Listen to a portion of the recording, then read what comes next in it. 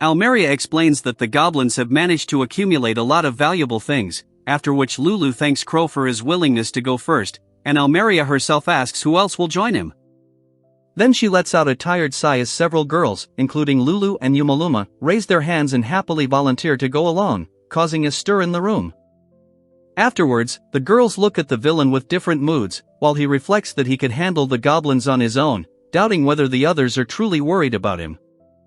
At this point, the dark-haired participant flinches in shock as he watches the fair-haired figure drop to one knee and confidently ask to be taken on the mission, swearing loyalty and strength for the young master. Then the man announces that he will become the master's second companion, since he considers himself most worthy of remaining by his side. Kraga comes closer just when the villain confidently asserts that he is the best suited for the young master, asks Kraga not to act stupidly and promises to explain the reason later, while someone timidly tries to find out their opinion. Then the villain confidently adds that the young master wants to see him by his side, which is why the dark-haired companion is dumbfounded and tries to understand whether he is really the chosen one. Following this, the villain, sitting calmly with a cup, wearily hopes that the squabble will subside, but a decisive voice once again declares his readiness to protect the young gentleman from any threat and challenges his rival. Meanwhile, he watches the two scream in pain, enveloped in flames, while he himself, maintaining a cold calm, asks them to stop their senseless struggle, studying the fire with lazy interest. After this, Alicia tells Ali to accept the punishment, then thanks her for calming the two brats, and asks for praise from the owner, showing a sign of reconciliation. Alicia receives a gentle pat on the head in approval, while Almeria watches the scene with satisfaction and remarks that Ali especially enjoys this kind of attention, and the villain only subtly confirms this. Then Alicia confidently announces that Ali will definitely become the master's wife, and the dark-haired girl, slightly nervous, admits that she is also a candidate. One man quietly warns a woman that life next to the master will not be easy, but she confidently replies that Ali will accept any side of her beloved, while someone nearby crushes cherries in his fingers. Then another woman seductively licks a berry, talking about passion and desire, and a man nearby hastily agrees only on the condition of official marriage, while a massive figure watches motionless nearby. Soon the villain asks if Lofia would like to join the expedition, but she cheerfully replies that she has completely different motives, albeit related to the general situation. He immediately freezes in amazement, while one girl with shining eyes declares that she also wants to become Crochan's wife, causing someone nearby to nervously crunch an object in their hands. Lulusula adds animatedly that her sister would not mind being a second wife, but the dark-haired girl sharply rejects the possibility of any such relationship. The villain then grabs someone's hand abruptly, expressing disagreement, while the cheerful girl explains that their society allows polygamy, and the surprised guy immediately clarifies whether this is true. After this, Lulu quietly sinks onto the table, and the others call her name while she tries to cope with the surging emotions, not wanting to believe that Crow has supposedly turned into a man consumed only by carnal pleasures. Finally, the villain closes the door behind him and walks down the corridor, announcing that Crow will remain in the room, and that the composition of the expedition participants will be selected especially carefully.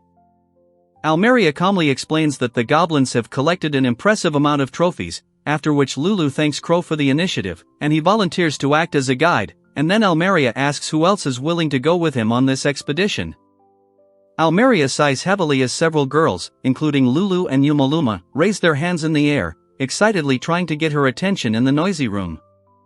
Following this, the girls look at the villain differently as he ponders whether he is capable of handling the goblins alone and whether they are truly worried about his safety. The dark-haired youth then reacts in shock as he watches his fair-haired companion drop to one knee and confidently ask to be taken on the quest, promising absolute loyalty and strength. After this, the applicant assures that he will become the second participant in the journey, considering himself the most worthy to accompany the young leader.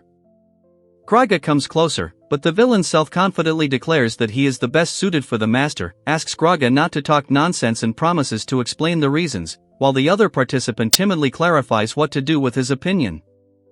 The villain confidently claims that the young master wants to see him by his side, while the dark-haired youth is stunned and tries to understand whether he is really that person.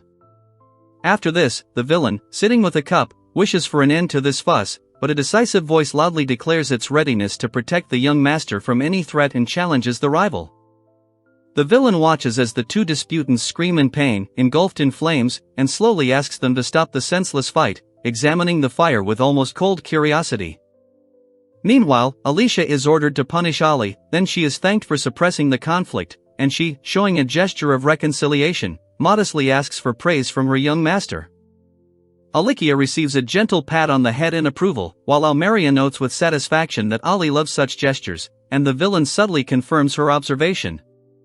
Then Alicia confidently declares that Ali will one day become the wife of the young master, while the dark-haired companion nervously reminds that he himself is in a similar situation. The man warns the girl about the difficulties of such a role, but she insists that she will accept any side of her master, while nearby someone's hand casually squeezes cherries. Later, one of the girls seductively licks a berry and talks about passion, while the hesitant guy agrees only on the condition of official marriage, and a massive figure watches them silently. The villain asks Lofia if she would like to join the expedition, but she cheerfully declines, hinting that her motives are of a different nature, although still related to the situation. The villain is then astonished when the girl nonchalantly announces that she also dreams of becoming Crochan's wife, causing the other participant to make a nervous, sharp noise. Lulicilla enthusiastically notes that her sister is not against being a second wife, but the dark-haired girl strictly rejects the idea of any extramarital relations. After this, the villain abruptly grabs someone's hand, expressing disagreement, while the cheerful companion explains that society allows polygamy, and the surprised young man tries to clarify whether this is true. Lulu slumps down on the table and the others call her name as she emotionally struggles with the thought of Crow turning into a man obsessed with lust and firmly states that she cannot accept it. Finally, the villain closes the door and walks down the corridor, announcing that Crow will remain in his room for now, and the composition of the group for the hike will be chosen more carefully. The villain Yashinai Crow sits in a secluded corner, breathing heavily and thinking about his desperate desire to leave the Nightmare Guild, which ranks last, 10th. He then remembers how insignificant he feels, because despite his status as the leader, he remains the weakest member, unable to use the cheat skill received from the goddess, and considers this situation to be natural. After a short pause, he admits to himself that the decision to leave was dictated not only by one reason, but also by another, more personal circumstance. He further admits that nature has rewarded him with an extremely unfortunate appearance, which is why he constantly hides his face under a mask, and even his closest associates do not know what he really looks like. Almeria, meanwhile, is convinced that she doesn't fit into the group, as it is almost entirely made up of attractive and expressive people. The villain then continues his self-reflection, admitting his lack of talent and confidence, doubting whether he is worthy of calling himself the greatest guild leader, looking into the mirror through the mask in his own hand. Soon, Crow knocks and asks for permission to enter, to which he nervously agrees, after which Almeria excitedly announces that she has been chosen and invites him on a date disguised as a hike. The villain reacts emotionally, realizing that his worries were in vain, while someone off-screen dismissively remarks that it was only about Alma. Alicia sharply reproaches Crocoan for being rude, blushing with emotion, and he awkwardly makes excuses, believing that it's all about Alma's closeness to him.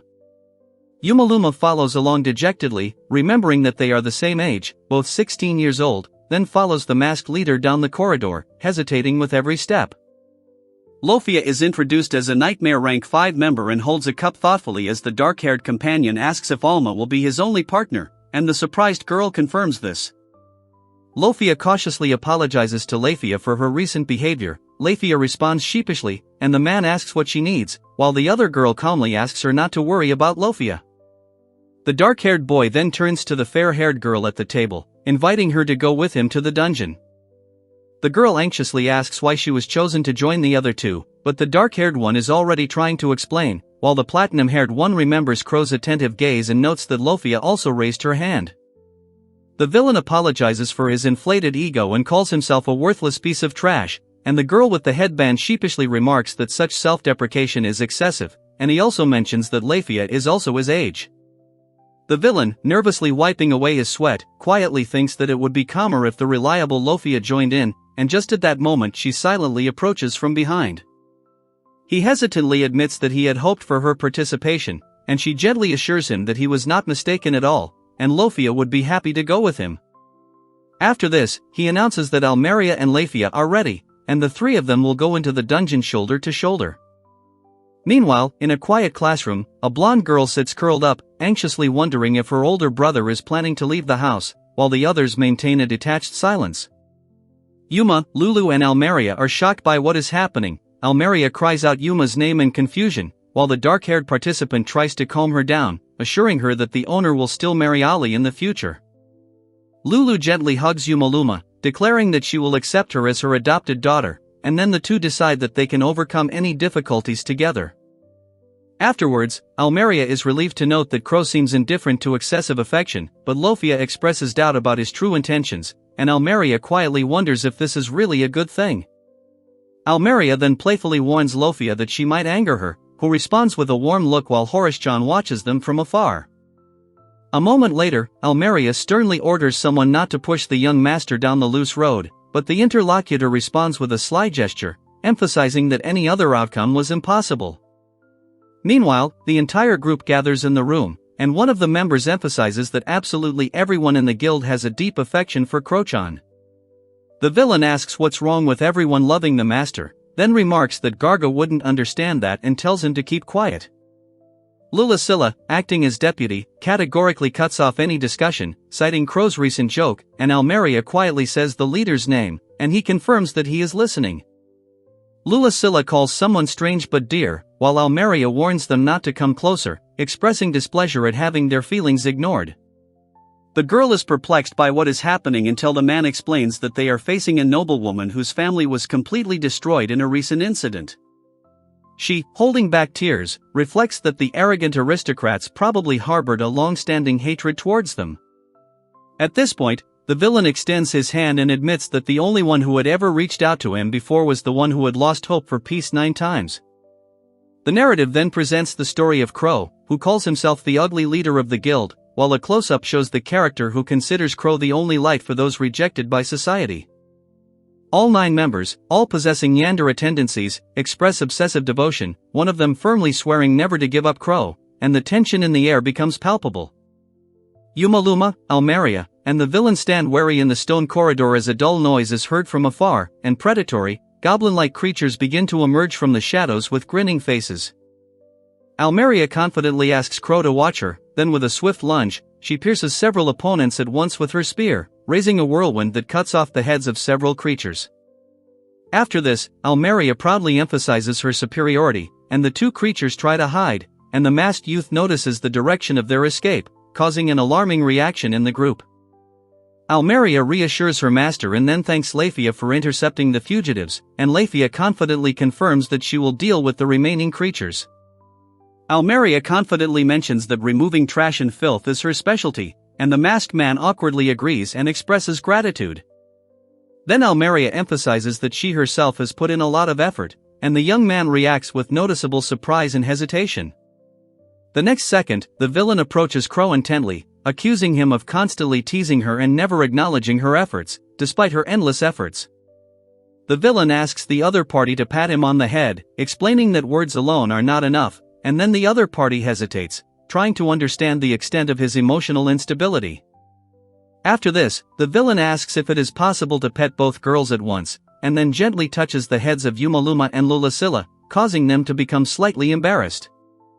The next second, he covers the girl's head with his hand as she screams, and the 2 onlookers freeze in shock, realizing they are hearing a woman scream. The villain then discerns a cry for help and quickly rushes to the frightened girl, who begs him to save her from the attacking goblins.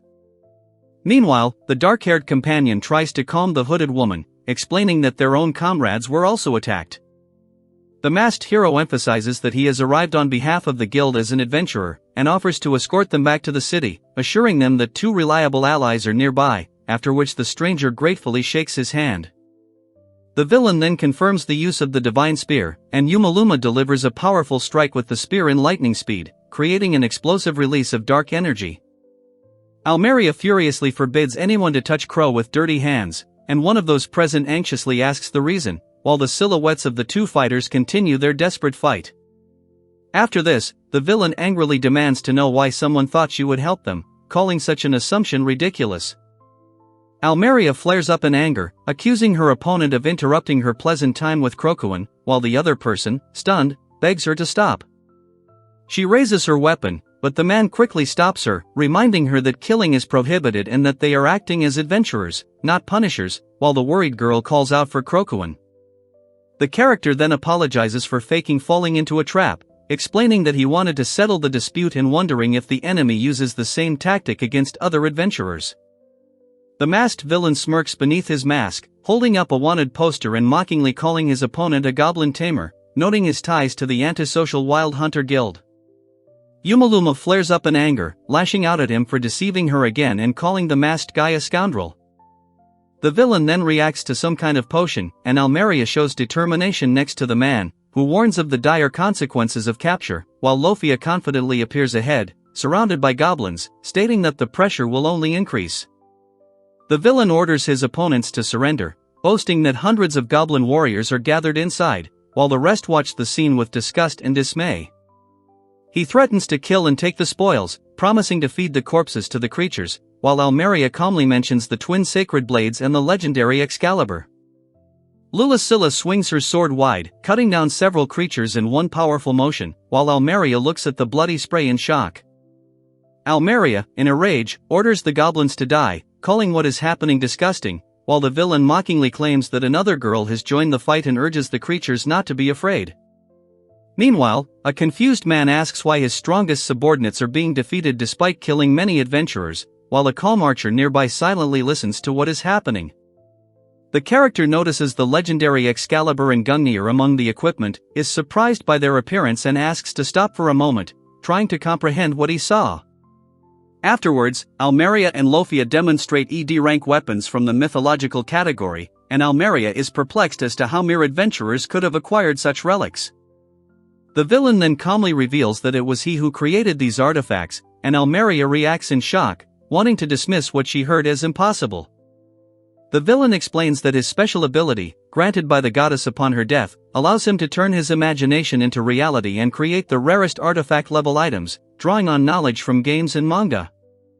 Yumaluma marvels at the scale of this power, comparing it to the unfair superiority of the goblins, and the villain smirks and suggests that she give up and come up with something new, irritating her. He then confidently proclaims the Black Blade, waving the dark weapon, while Almeria, sweating from the effort, is perplexed by the strange name of the sword he created. The masked man senses energy emanating from the blade, while the villain smugly claims to know the nature of the weapon and wonders if it has any vulnerability. The villain then accuses his rival of hiding and forcing his friends to fight for him, emphasizing the futility of others' efforts when the creator himself cannot fully use the powerful weapon, and the two onlookers react with wide eyes. The villain orders the goblins to focus their attack on one target, urging them to act as precisely as possible and not to be distracted by extraneous targets. Almeria is shocked by the destruction left behind by the villain, and he calmly admits that his blade is outdated but still a destructive force, standing amid the rubble with effortless confidence. The villain then claims that in a clash with only goblins, he cannot lose in principle. Yumaluma orders all the goblins to retreat, declaring that further fighting is pointless, and the villain watches with a stunned expression. The next second, Almeria screams in pain as her arm takes heavy damage, and the other characters are horrified and try to figure out what happened. The two girls lash out at the culprit of the attack, accusing her of harming Crosan and insulting Krokuan, while a small figure in the background watches the scene anxiously. The villain nervously asks Crosan if killing is allowed in this situation, but he categorically reminds him that taking life is not allowed, and the villain reluctantly accepts the idea that the enemy can only be neutralized without a fatal outcome. Lulasilla defends Crosan with fierce determination as the noble man who saved her and her sister, and demands that the culprit quickly repent for the harm she caused him. She states that Krokuan became the prince who exposed their past humiliations, and while she does not wish to kill, she does not intend to forgive the villainess for neglecting him, insisting on sincere gratitude towards him. Almeria, with a satisfied smile, repeats that she pierced her opponent, and Lofia responds with joyful agreement, after which the scene smoothly flows into an empty, dim corridor. One of the characters reports that they managed to bring back to their senses the girl who harmed Crosan, and another reflects on the fact that, despite the successful completion of the task, the guild remains extremely problematic. The villain concludes that the only one who was injured during the mission was himself, and admits that the root of all the difficulties lies in his own actions. The villain, adjusting his mask and dark locks of hair, steps forward, simultaneously thinking about how his presence only lowers the overall level of the guild, and then focuses on a much more important thought, becoming more serious. Meanwhile, Yumaluma and Almeria cheerfully encourage Crow, both beaming with insistent smiles, urging him to join them.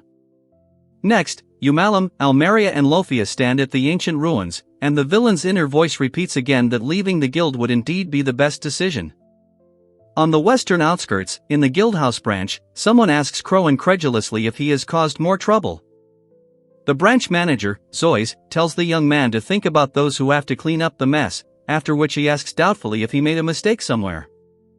The dark-haired boy apologizes several times, explaining that the captured goblin tamer is suffering from a serious injury and that is why they were unable to compile a detailed report, while the blonde girl next to him nervously listens to the explanation.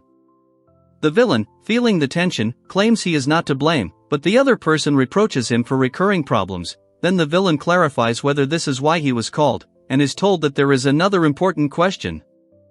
He asks why both attendants are here, and the maid explains that she is the master's personal assistant, though she was expected to pursue a career as an adventurer, while the other woman emphasizes her status as deputy leader, despite the presence of the guild leader himself.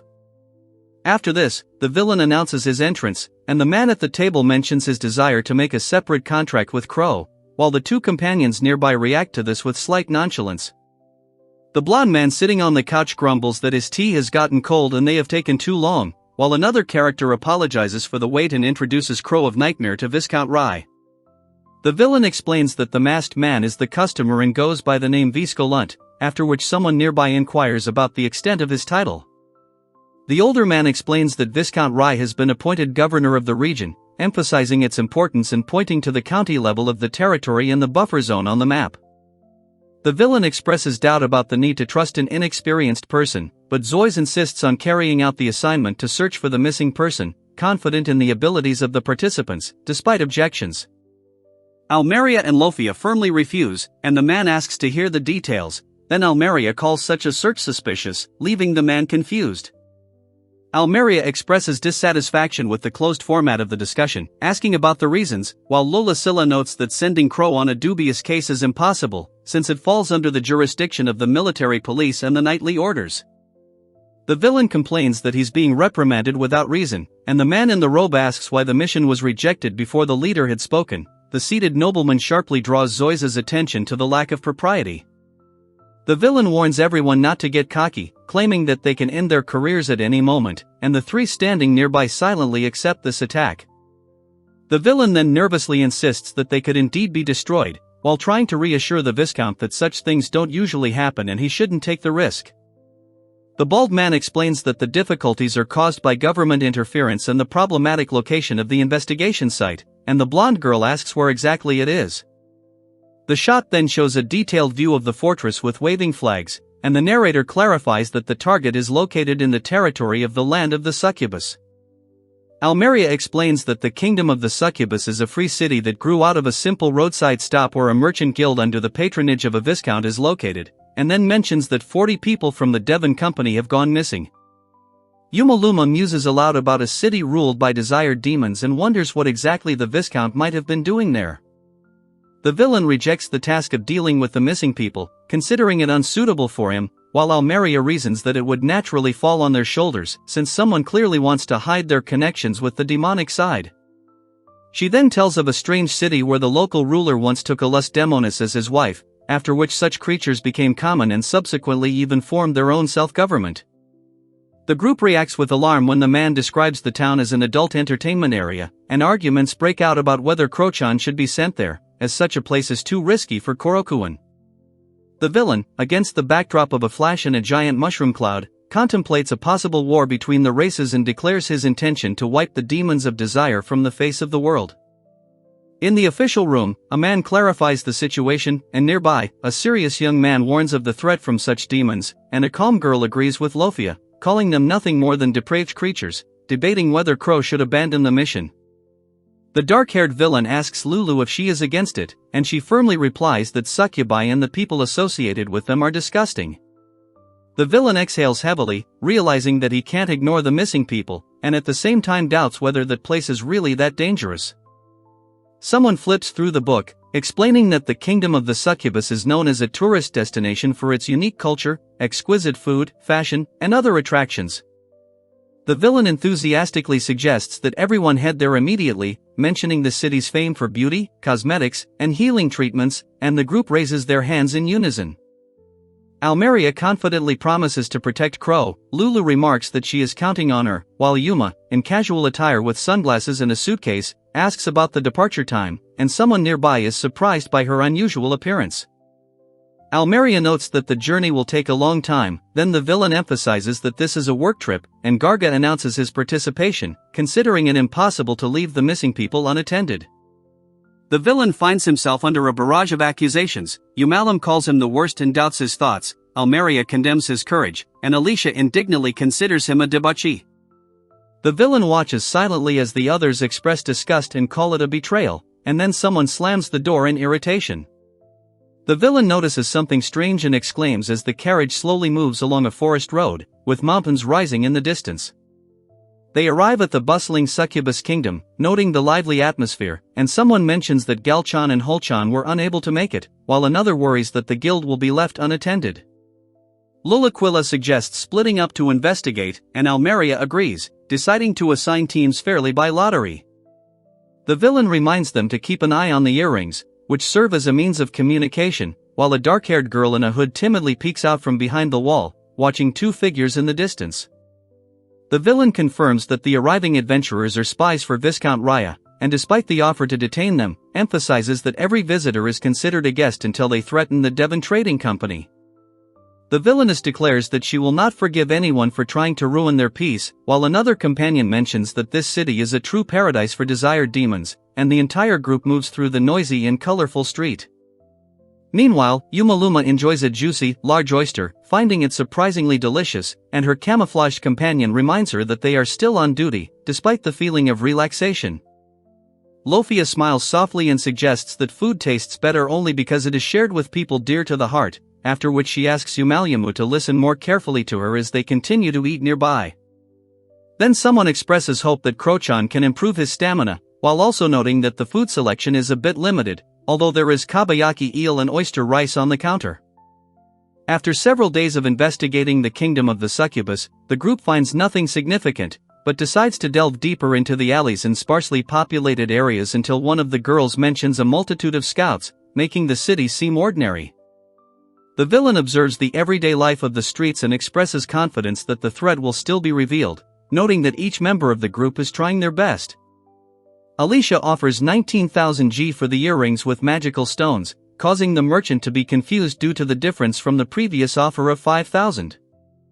Almeria listens to the argument in silence as the masked participant offers 7,000 G, while the other insists on at least 15,000, reminding them that artisans also need to earn money.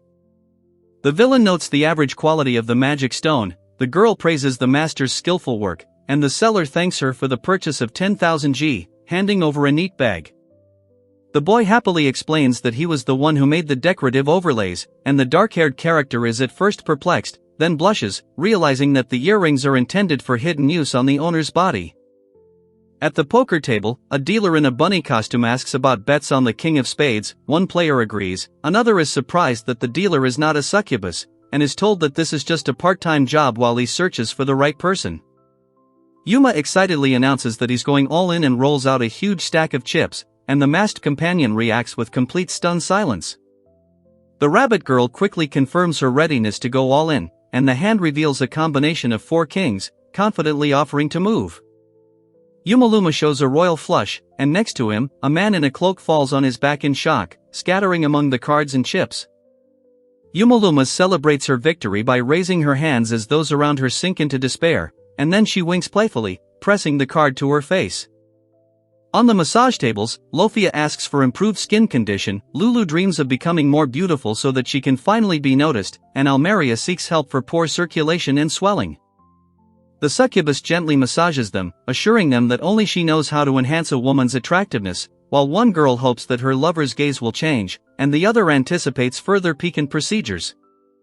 Lulu puts on a blindfold and admits that she feels uneasy in the complete darkness, but the succubus reassures her, claiming that relaxation is guaranteed and that the specialists will take care of everything. The villain, with a gentle smile, assures that all participants wish to go through this stage, while two masked assistants stand behind, holding medical instruments and preparing for an unknown procedure. In a narrow alley, Lofia rushes to the aid of a fallen girl, calling out to her anxiously, while a frightened boy watches from behind. Almeria warns Lofia that using force is a bad idea since Crow is still just a child, but Lofia ignores her words, causing Almeria to become irritated and declare that she will not forgive her if he gets hurt. Lofia is then asked to listen more carefully to what is happening, and she cheerfully confirms that she understood everything, which prompts a comment about her instant change of mood. Meanwhile, the dark-haired girl confronts the blushing succubus, demanding to know why she gave that strange note to Crow, while the blonde companion watches the scene in surprise. Suddenly, one of the girls begins to cough violently, causing concern in the young man, who inquires about her condition, while the other, looking around excitedly, denies her involvement. The villain, shaking and sweating, claims he's just hungry, and the horned girl blushes as he runs his fingers along her chin, noticing the allure of her life force. At this point, Yumoluma warns the villain not to touch Crow, while simultaneously intercepting the blow with her partner, causing the enemy to recoil in surprise. Lulasilla is shocked to realize the familiar murderous aura around her, and behind her, a figure declares its readiness to forgive no one, while terrified screams are heard in the distance. The group realizes they are surrounded by about 20 enemies, and one of the allies asks Lofia not to kill anyone yet, while another notes that her frown has become truly frightening. Almeria then delivers a powerful sword strike, sending the enemy flying, and confidently declares that she will perform any heavenly 10-fist sword technique, since it is Cho-chan's order. She strikes her opponent again with the flat side of her blade and calmly states that everything is under control, urging those around her not to worry. The villain is deep in thought, while the anxious girl next to him frantically denies betrayal, and Lofia, sword in hand, calls out to Cho-chan, filled with anxiety. Then the villain is stunned to realize that he is carrying the princess in his arms, and the disguised companion suggests that they immediately regroup and take the unconscious girl to a safe place. The villain gives the order to attack simultaneously, while the opponents shout about the need to block the escape route, preparing for a simultaneous onslaught. The command to fire is given, and a black wall of flame bursts forth, surprising everyone, but the group realizes that the target has managed to escape. After this, Crow asks Lofia why she brought the girl with her and forbids her from contacting anyone else, and Lofia explains that there will be disagreements in the guild about her status, while the girl herself confusedly touches her collar. The girl reveals that the curse was activated when she touched the letter, and explains that it was not starvation that caused her deterioration, but the damaging effects of the collar of sin, demonstrating how it punishes disobedience, while the others question Cho-chan about the contents of the letter. A letter appears in someone's hand promising to reveal the truth and pleading to save the child, after which the action moves to the forests on the outskirts of the kingdom of the succubus. The villain asks if his blood was acceptable, and Lofia is asked not to show aggression, and she thanks him for his help, admitting that she has completely calmed down. A girl named Huey introduces herself as a member of the succubus tribe and explains that she wears the collar of sin, while a dumbfounded man asks about the situation and a horned figure offers to tell the whole story if allowed. The villain reports that for several years, the kingdom of the succubi has been experiencing chronic famine, with only the central region thriving, and taxes continuing to rise, causing discontent among the succubi residents. The villain clarifies what happened next, and then the girl with horns, with a trembling voice, suggests that the succubi, in desperation, began to attack people. He then remarks that those people were likely eliminated for food, after which Almeria deduces that this is how the attack on the Devon Trading Company happened, and Lofia quietly confirms her guess. After this, he tries to calm the girl down, promising to save her, while she fears mass executions, attempts to cover up the traces, and the possible spread of the conflict between demons and humans. Hearing her called Cho-chan, she suddenly becomes embarrassed, and he admits that he is unsure of his own abilities, but intends to try to resolve the incident peacefully. The villain then attempts to continue the conversation, but the group accuses Hui of treason, considering her actions a betrayal of her fellow tribeswomen. The masked woman assures the others that the city remains their territory and that reinforcements will soon find the missing sisters, while others discuss how Violet was to respond to the queen's kindness with evil.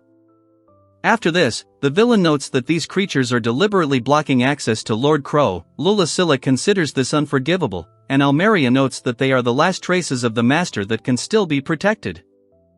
Alicia demands the return of her older brother, claiming that he was kidnapped, while the villain doubts her words and denies any connection with those mentioned.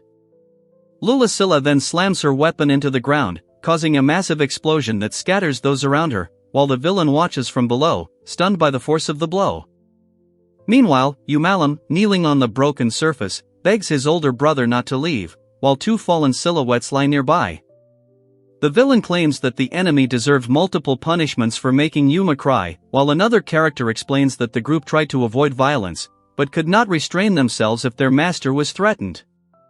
After this, the villain declares his intention to save all the succubi, and the masked girl, squeezing the palm of her other hand, coldly notes that now the real war has begun. Yumaluma sits quietly nearby as Lofia sets fire to the figure, which begins to scream in pain, and the flames quickly spread along the wooden structure. Yumaluma and Alicia scream in pain, Lucilla and Almeria Royce are knocked unconscious, and Garga unleashes a massive explosion of fire, engulfing the enemies and causing a chorus of terror. The villain displays a UAZ staff created by their master, explaining that it combines healing and ignition magic, inviting those around him to witness its action for themselves. After this, he demands that the wounded man reveal Kurosama's location, but he begs for death, while the maid assures that she knows nothing and only repeats that they fled, forcing the villain to demand an explanation. Lucilla, holding a knife to Yumaluma, insists that Kurosama is avoiding the meeting, but Yumaluma fearfully claims to know nothing, while a cheerful girl appears nearby, greeting them.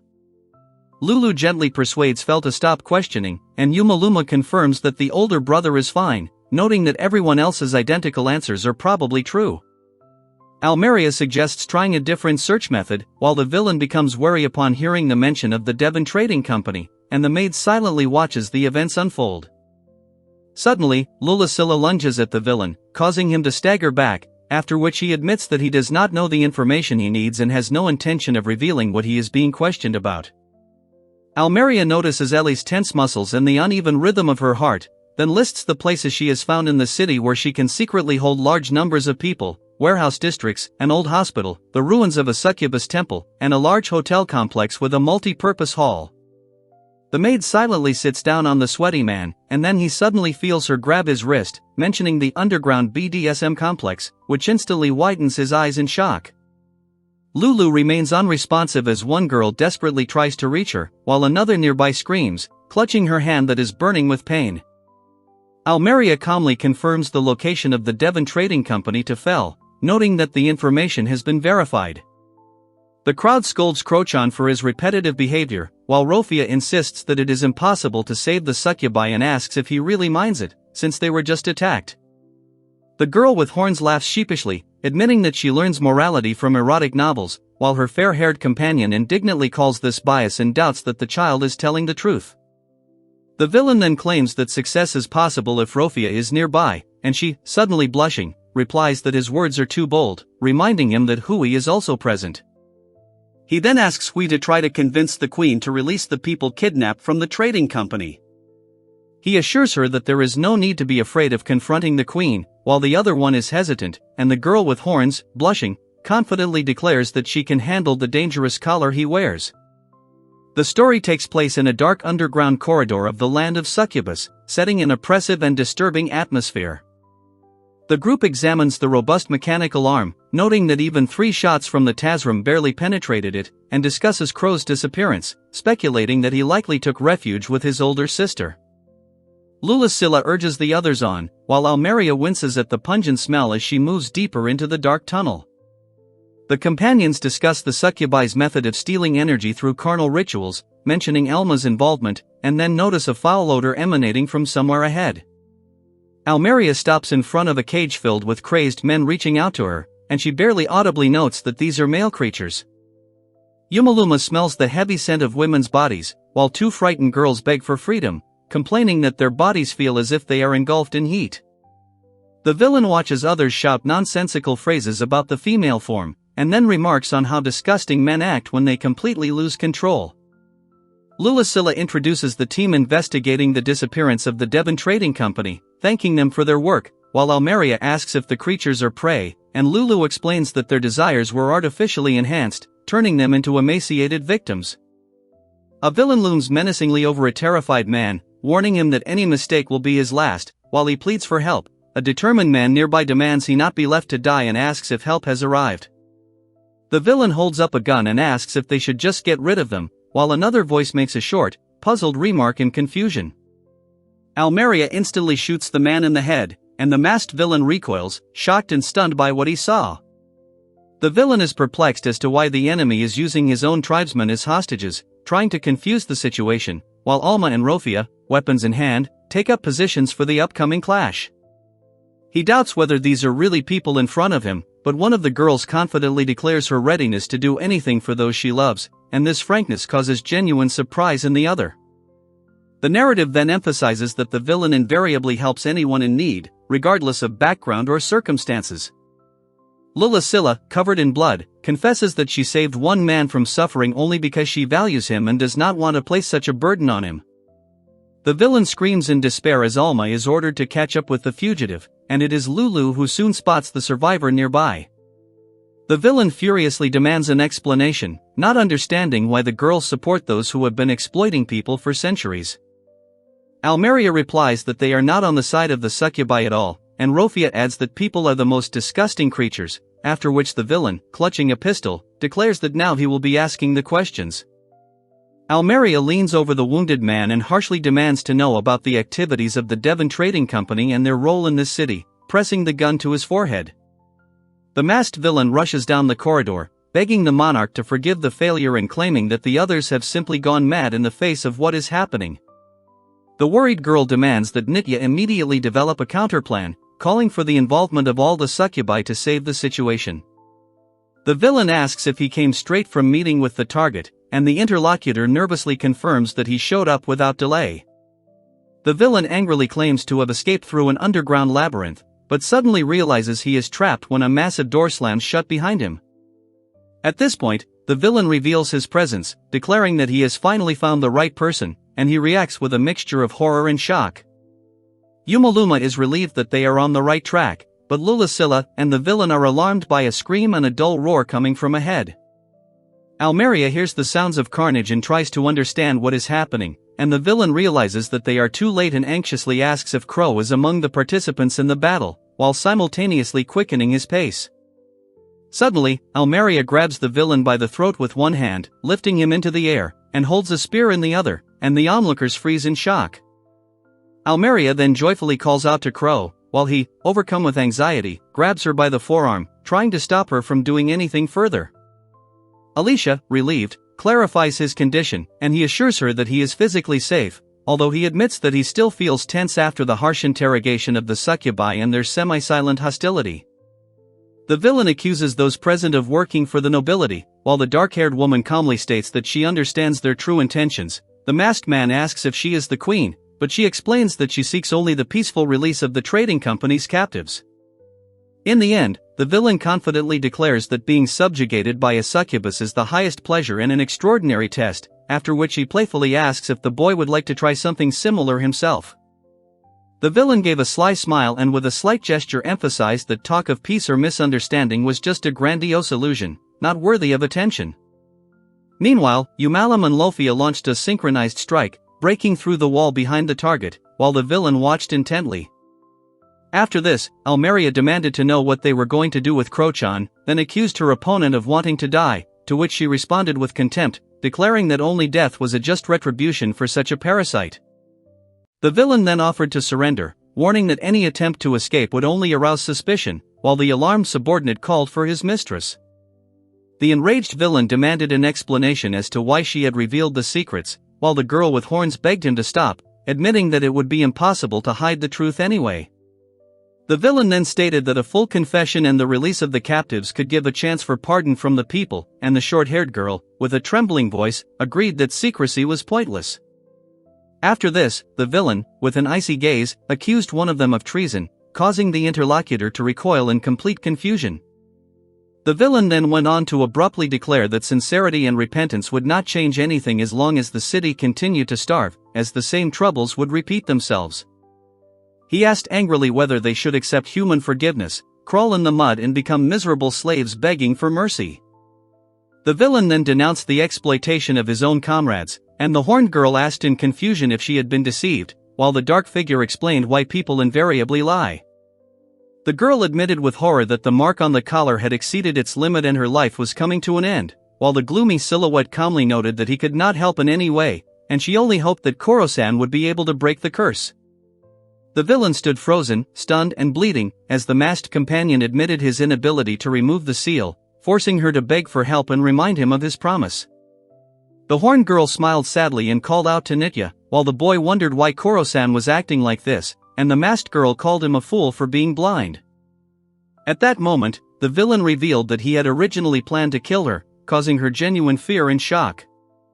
Alicia explained that the villain intended to place all the blame on the victim and that her death would be the solution stipulated by the agreement with the queen. The villain coldly confirmed that such a method could save the city, while the girl, in tears, only hoped that the client would be satisfied with this, the suspicions would disappear, and they would be able to safely return to the guild. However, the villain insisted that if we sacrificed herself, then others would die after her, and Almeria and Yumaluma, horrified, begged him not to accept such a cruel fate. Standing over the fallen figure, the villain heard a desperate voice asking about the reason for what was happening and calling out for Koro-san, while the other two watched from afar, unsure of what to do next. Almeria demanded an explanation for the cruel treatment of her own people, while Lofia stood nearby with her sword raised, flanked by two motionless warriors in the background. The villain then attacked Hui, but the girl sharply demanded that he retreat, declaring that she would not allow their comrade to be abused, while the other two accused the villain of exploiting their weaknesses and trying to subjugate the entire city, calling him a dirty man. The villain confidently declares that their actions are not related to the mission, but the opponents insist on the need to continue attacking people, and then he stops this nonsense, preparing to act decisively. He then carefully places the ring on the girl's finger and activates the power of resurrection, carefully supporting her as she begins to regain consciousness. Shocked bystanders watch as the horned girl frantically explains that she should have died, while the man explains that pushing the curse to its limits was the only way to destroy the collar. After this, the villain calmly reminded that he had fulfilled his promise and had indeed saved the one who needed help. He later realizes, to his shock, that the artifact he used is a divine-level relic, believing it to be an impossible item that violates the very rules of the world. Almeria happily remembers Koro-chan as the strongest fighter on Earth, and Alicia stands confidently next to him with her weapon at the ready. The villain, with a straight face, explains that there was a misunderstanding of the situation, insisting that no one is seeking to kill or subjugate the locals while others watch warily. The girl falls to her knees, asking how she can help, while the young man reminds her that he promised to save both Hui and the entire city. The villain insists that to survive, he will have to go to the end, despite hunger, and then wonders if the true cause of the troubles lies elsewhere. Almeria calls out to Lulu and Rafia, then takes the report from Lelouchka and tells Horace to relay the news to the others, relieved that they arrived on time. The group then confirms instances of fraud, extortion, embezzlement, and illegal resale within the Succubus Kingdom by cross-checking the information with the Devon Trading Company's ledgers. Almeria calmly clarifies that they are now interrogating the Viscount, while the man angrily grabs him by the collar, accusing him of organizing crimes and demanding an explanation. The villain categorically states that he has nothing to do with the company's actions and demands an answer about the violated terms of the contract, forcing the interlocutor to answer honestly. He pushes for a confession while the crying man claims he acted independently, while Almeria points out that the company is clearly linked to bribery and tax fraud. She then explains that the evidence obtained points to the use of the Viscount's power to collect taxes from succubi, drawing insolvent citizens into debt slavery and subsequent sale. Almeria reveals that the Devon Trading Company is actually a criminal guild, shocking the others, including the masked villain and the two stunned girls. An hour earlier, Lofia and Almeria had entered the tunnel, where Lofia, holding a weapon, clarified the search results, and Almeria succinctly confirmed the success. Umalam explains that the price of a certain ore has skyrocketed due to bandit attacks that disrupted supplies, while Almeria notes that the price tags may simply not have been updated in time. Meanwhile, the dark-haired girl points out that the Devon Trading Company was the only one who knew the shipping route and disappeared the moment supplies suddenly resumed, finishing her thought. The maid notes that illegal gambling and trading have become a serious problem, emphasizing that Devon's company is once again the main culprit, while the girl standing next to her listens with a worried look. Almeria confirms that customers have recently complained about shadowy figures in the establishment, after which Lofia explains that the casino's management has fallen into the hands of others, and the succubi have begun to be exploited for meager wages. The villain approves of the girl's work and explains that the trading company sought to crush other entertainment by increasing the number of adult establishments and promoting vulgar secret services even within the casinos. The woman explains how the Viscount and the trading company used succubi and then disappeared, while the man nervously explains that he is only a temporary worker and does not know the details. A desperate man challenges everyone to reflect, revealing that they were supported by a noble patron. The man continues to insist on his innocence, considering himself just a part-time worker, while the girl with 2 buns of hair calmly holds the weapon and declares that the Viscount should be considered guilty. The upset man curses the Viscount and the succubi, admitting that he was deceived, and angrily notes that the succubi are not human at all and do not even allow one to freely approach them. Almeria listens silently to someone's harsh words about how having her own succubus city is a disgusting idea, while a normal, noisy neighborhood is shown in the background. The villain angrily claims that the money in the city originally belonged to the filthy demons, but Almeria, standing in blood with a determined look, replies that they are using these funds for good and returning them to human society. Almeria then shoots the villain, emphasizing that they are not allies and there is no reason to fight, leaving the enemy wounded on the ground. The fair-haired girl confidently notes that neither the trading company nor the Viscount will be able to control the city anymore, after which the masked boy clarifies whether this means a final solution to the problem. The horned woman calmly explains that their country has tolerated exploitation to the limit, fearing rumors of succubi threatening the people, and the figure standing nearby listens wordlessly. The villain admits his own stupidity and worries that if current events become known, everything will happen again. He is then shown from behind with long dark hair, demanding to be executed and believing that by taking the blame he will allow the country to survive. The characters desperately plead for the queen's life, claiming she was protecting her people, and one of them is shocked to realize the gravity of what is happening. Almeria reflects that the city's survival depends on the flow of people and the need for punishment, and the villain clutches his sword, acknowledging the queen's responsibility. He firmly declares that he must die in the queen's place, while 2 try to stop him, and he calmly notes their reaction as entirely expected. The girl, through tears, admits that she is the culprit, and the masked man explains that the collar on her is intended for female criminals, confirming her guess. The girl despairingly recounts that she hated men, was poor at extracting essence, suffered from debt and hunger, and therefore worked in a trading company shop. Alicia is shocked to realize that she has completely drained her employer's essence and accidentally killed him, sitting next to his body in the middle of the destroyed building. The short-haired girl tearfully explains that the queen and the city tried to protect her, but the woman with cat ears insists that Hui was just a spark, and someone else would have repeated the same path anyway, causing a sharp reaction from the masked observer. The dark-haired man explains that everyone around him has become accomplices and lost their essence, causing the girl to react with shock, while he doubts whether he can completely trust what he heard. Lulasilla emphasizes that help is now insignificant to her, relying only on her companion, who reminds her that the ring's magic is used once, after which a long break is required. The villain slashes with his sword, sending blood splattering onto the 2 girls standing before him as the rest of the group retreats in horror, not believing what they are seeing. In the background, Crow's hand is shown covered in blood, and someone tells the others to watch from a distance, causing another to question what is happening in shock. The wounded ruler hears clarification about why she did not eat or attack people, and she is reminded that she can still feed, since she held back until the last for the sake of her subordinates. The villain explains that hunger gives rise to irritability and gloomy thoughts, and in the distance 2 girls sit silently, one covers her face with her hands, while the other wearily lowers her gaze. He recalls how in the old world his food and wallet were constantly stolen, then sways slightly and advises to think about others only after you have satisfied your own needs, while smiling confidently.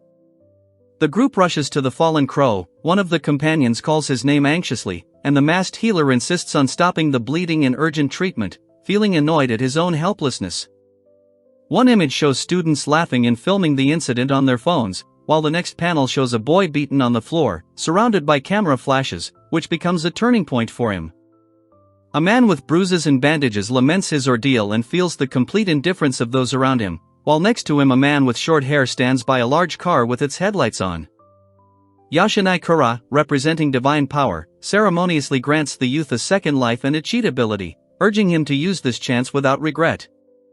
Almeria happily hands over the cool mask, assuring him that it is meant for him. The villain receives the mask with the promise that it will one day bring good luck, but he internally doubts the goddess's words and reacts with cautious distrust. Yumaluma sobs desperately as Lofia, Almeria, and Lulasilla stand or sit around the unconscious crow, and Almeria wonders who he really is. Lulasilla, choking with tears, begs him to survive, while his companions note that the potion is working, his breathing is even, his pulse is stable, and awakening should come very soon. The girl with short hair and small horns thanks Kurasan with genuine joy, expressing deep appreciation with happily shining eyes. The villain explains that all the people of the trading company died, and confirms from the succubi that the chaos was caused by robbers taking advantage of the situation. An older man commends Kuro's efforts, while another speaks cautiously about catching bandits, and an attempt to steer the conversation to a safer direction is heard nearby. The scarred man sternly reminds Mr. Zonabu that he was well aware of what was happening, and then ponders whether the Viscount will abandon his dark deeds after such unexpected events. The woman wonders why the succubus opened a shop in such a remote place, while the man next to her frowns in irritation, and the demoness herself confidently greets customers at the entrance. The villain asks Kuro if the Viscount's holdings are included in his assets, and Kuro reacts nervously, wondering if he has made another mistake. Then the villain reminds them that succubi do indeed attack people, taking responsibility for any consequences, and the other man cautiously admits that they were just lucky this time. The bald man, drenched in sweat, begs him not to leave the guild, but his interlocutor insists on leaving, taking the blame on himself, and meanwhile the others discuss reconciliation between humans and succubi, agreeing to act as a restraining force. After this, the villain notices something strange and calls out to Lulasilla, who calmly adjusts her gloves, but remains focused and attentive. Almeria asks Kuro if he is sure of his decision, and he confirms that he came specifically for her as they walk down a deserted street. Meanwhile, the villain and the blonde girl discuss how long the cover protecting the succubi will last, and come to the conclusion that even if the secret is revealed, by then the new trust should have already been strengthened. The older woman reminds the girl that what happens next is up to them, and the masked man explains that Lulu offered to open the shop on the condition that she sincerely repent for attacking Kuro, to which the other woman adds that there is no need to maintain hostility. Almeria is relieved that the succubi have agreed, and the dark-haired man admits that they have done all they can for now, and she quietly agrees. The villain mentions that the trading company members died of exhaustion before they arrived, while Yumaluma silently holds the rose and listens to him. Lulasilla remains silent for a moment before admitting that it is truly unfortunate, and the boy and woman discuss the importance of minimizing casualties, with the boy calling her soft-hearted. Almeria warns the masked companion that his kindness will one day be his undoing, explaining that if enemies captured him while he was unconscious, none of them would be able to intervene. The villain replies that in order to dispel mistrust, he had to show complete openness to the succubi, although he did not intend to collapse without strength, but did so only as a last resort. The boy recalls thinking about his own demise as he walks alongside Almeria, who silently notes that magic exists in this world. The villain continues to ponder supernatural powers that can instantly heal wounds and even reverse death, while the pale-haired girl walks alongside him without saying a word. He comes to the conclusion that Kuro came too close to death only because he was used to putting other people's lives above his own. Clenching his fist, the villain decides that he will not let him die so easily, despite all his strength and innate magic, and declares that he will resort to any measures, looking at the girl with long hair. The man with the bandaged head then states that he wants Kuro to continue leading Nightmare, and then quietly adds a transitional phrase, hinting at the continuation of the conversation. Baldy ponders his resignation, understanding the feelings of the participants but also recognizing the problem if the leader decides to stop working, while two figures pass along the path behind. The girl announces a delivery of succubus supplies and asks if Lulasilla is home. She invites her in, and the guest happily confirms that she has brought a full set, causing Lulu to become a little embarrassed by the contents. The villain displays a wide range of cosmetics, body care products, and hair care products popular among succubi, mentioning that the set also includes special nourishing beauty blends. Yumaluma, Lulasilla, and Almeria excitedly examine the lipstick selection, while nearby people discuss fashionable shades and tips, and one girl is amazed at how quickly everything has sold out.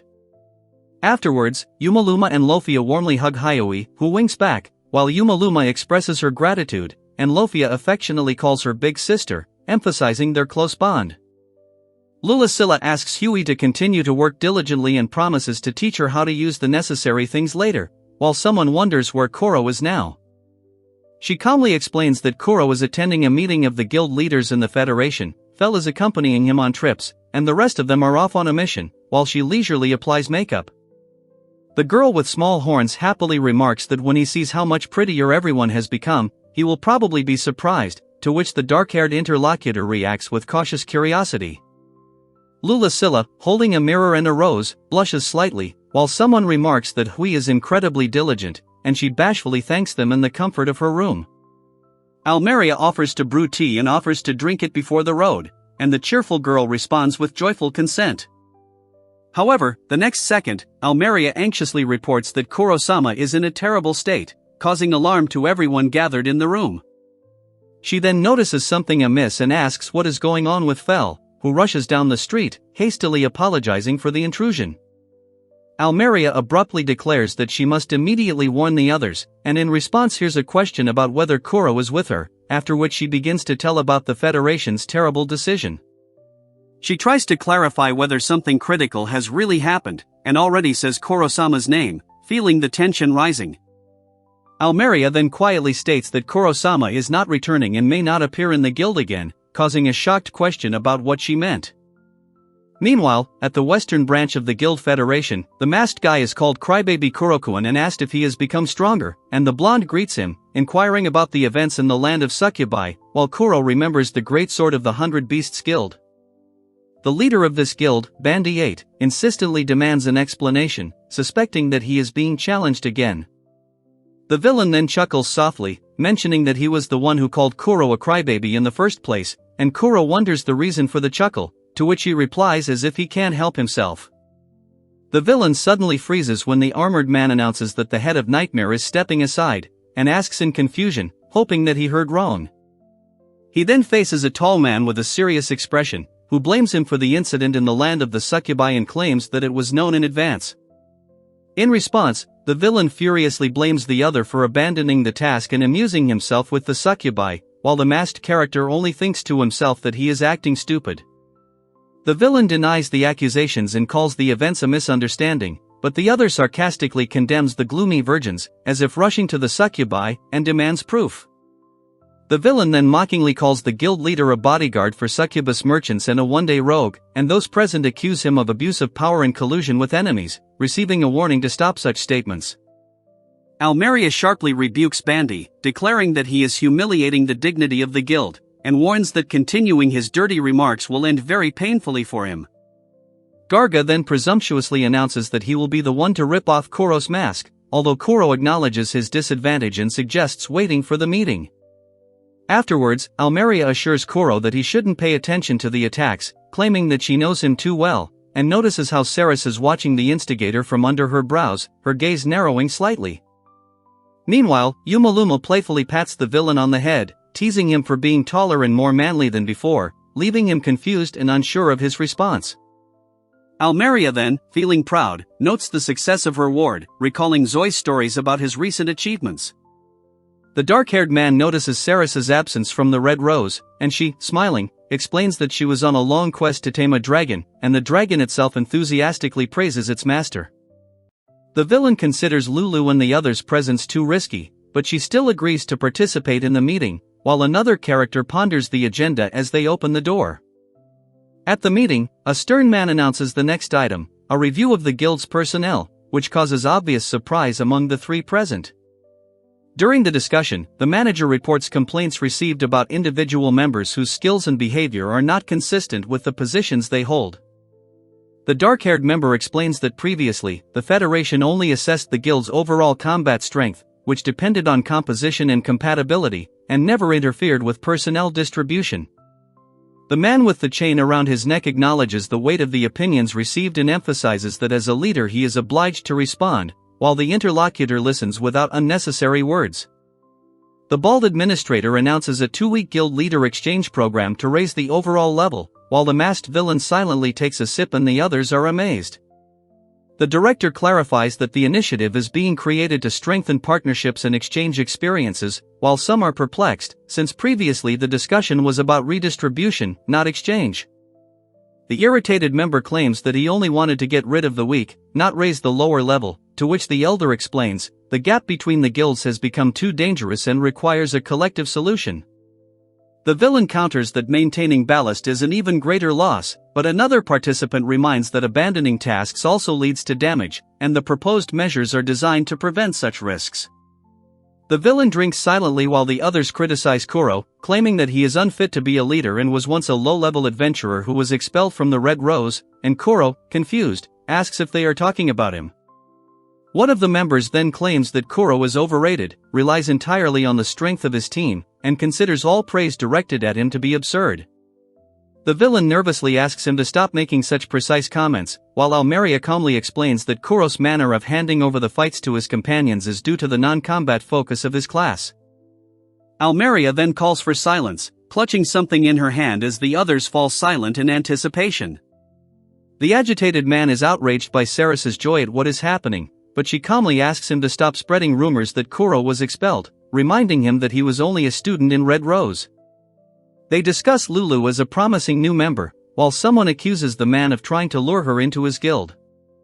In response, Lulu corrects Bandy, explaining that Kuro brought her to Red Rose and that it was with him that she created Nightmare, and the villain thoughtfully perceives her as his own reference point.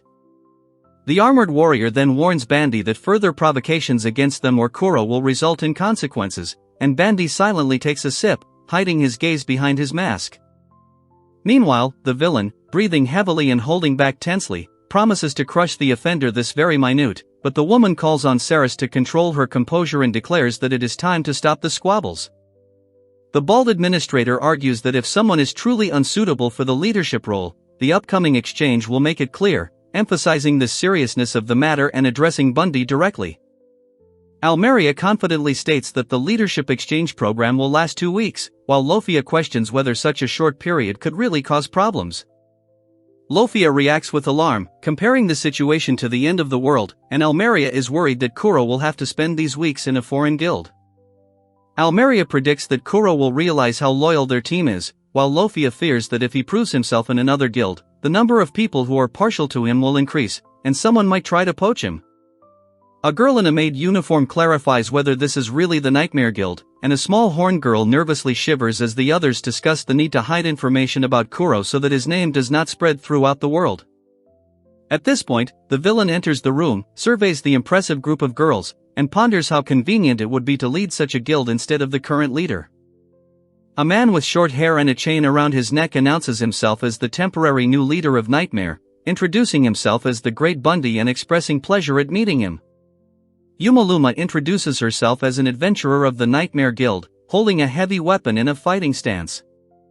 She, in a joyful mood, decides to prepare a dish for her beloved, while Lafia is busy cooking in the kitchen, and the dog is waiting impatiently nearby.